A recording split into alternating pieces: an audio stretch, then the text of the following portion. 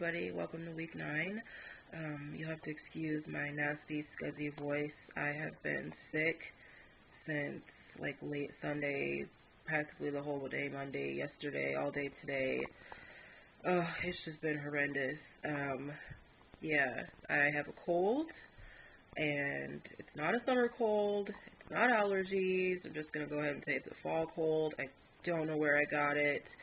I want to say it's from my husband, but who the hell knows? Whatever. Um, so yeah, also on Saturday evening, I got like somewhat of a bad tummy, but I didn't really pay any attention to it. We got home, we ate, everything was merry, we went to sleep. Sunday, I was puking, had it coming out the other end all day long. I barely ate anything. I had some toast, but then I threw that up, so I was like, let's not do that again. And I just survived on liquids, basically.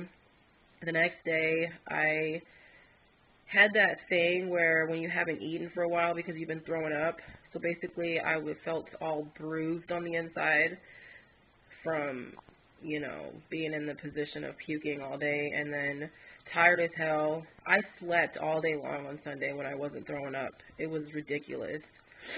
But now that I've spent almost 2 minutes talking about that, let's get on to the big deal. I have everything written down, so that's why I'm looking at the side. I got my little notepad and everything.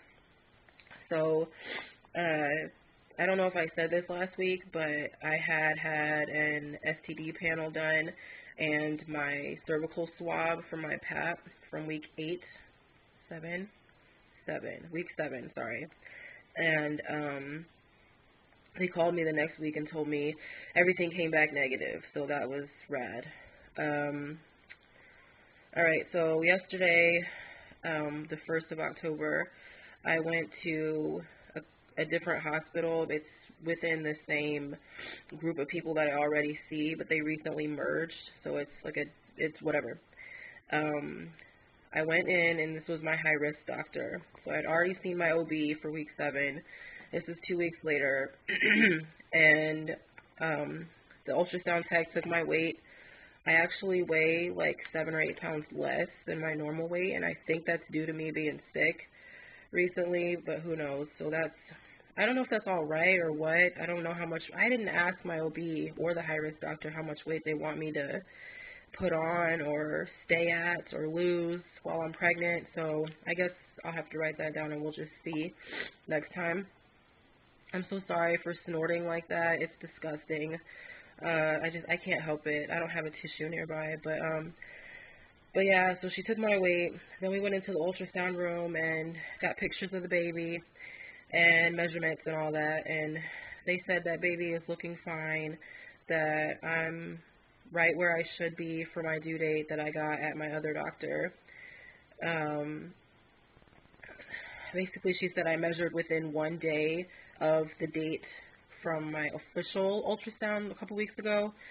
So it's like May 6th or May 7th, whatever, but they said that that's fine. Baby's heartbeat was 170 beats per minute. Like I said, I was meeting with my new high-risk doctor. He's pretty cool. We discussed why the kids were premature and how premature they were. We discussed the fact that at 16 weeks he wants to start me on progesterone shots, which are shots in the butt cheeks, if you didn't know, which is awesome. Read sarcastic. But whatever, as long as it'll keep me pregnant or help me stay pregnant, since apparently my body doesn't produce enough of the hormone itself, I have to have it synthetically put into me. That's fine. I had them done with my son from weeks 14 to 36, so it's whatever. He said that they will be doing cervical length ultrasounds again. I wrote down 20 weeks, but I can't really remember exactly when he said that they would start doing that. I want to say he said they would start when they started giving me the shots. So we'll see. I'll update you guys on that for sure. He wasn't too concerned about needing a cerclage or putting one in, but he said that they would keep an eye out for it anyway, and that maybe around like 20 to 22 weeks is when he would start looking into that possibility. I hope I don't need one. I hope that I can stay pregnant all by myself and that my uterus and cervix won't start fucking up, but who knows. He helped ease my concern about sex being a factor in a possible miscarriage with this baby. He said that if it's uncomfortable to have sex, to just to just wait around 10 days between times that we do it. He said it's just uncomfortable because my uterus is growing and the baby's getting bigger, which is, makes sense. I also met with his diabetes nurse for a short period of time. She and he discussed me having an EKG done, which I have never done in my life. But apparently diabetes can lead to heart disease, which you would think for somebody who's had it for the last 6 or 7 years, diabetes, that I would know that already, but I guess I just never paid attention when they talked about it. It blew me away that those things are connected to each other, but it makes sense, So they got me all hooked up to the machine. La-di-da, my readings came back normal, so that's awesome. I met with the diabetes nurse again, and this time we went over how many times a day I got to take my blood sugar. So it's fasting, then after breakfast, an hour after breakfast, an hour after lunch, and an hour after dinner. She mentioned where to go to buy less expensive diabetes materials. So the lancets, the needles, the strips, all that. I don't need a meter. I already have one, but yeah. And then she has me writing down my blood sugars on this form, and she said to do a few days of those and then call her with my results. And once her and my doctor met with each other, once they had my results, after like a few days or a week or whatever, then they would know what kind of medicine they need to put me on. He mentioned insulin. He said that, excuse me, based on my history, insulin sounds like it's the best thing, but he's not sure yet. Excuse me. And then lastly, I feel like my camera is doing something weird and like fading to black and coming back to picture again. I'm sorry for that. I don't know what my phone's doing right now. But, yeah, and then lastly,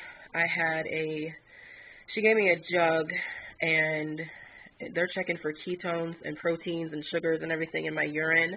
So she gave me a jug that I have to pee into. I'm supposed to leave in a little bit to take it back to the lab, but I was supposed to start it yesterday and then finish it today before they close. And yeah, I have to collect pee for an hour, or for a day, sorry, and that would show them if I've got ketones and just bad stuff in my urine. I'm pretty sure I do. I don't know the amount or whatever. They'll let me know once the lab analyzes everything. Oh, and also fun times, once I return my jug back to the lab today, they also have to draw blood. So, yeah. You'd think after all the times I've been pregnant and diabetes and all that stuff, I'd be used to getting blood taken, but no, I'm not that person. I don't like needles. I don't like the anticipation of getting pricked. I just hate all of it, but it's for the baby, it's for me to make sure that I'm healthy, and pretty much, yeah.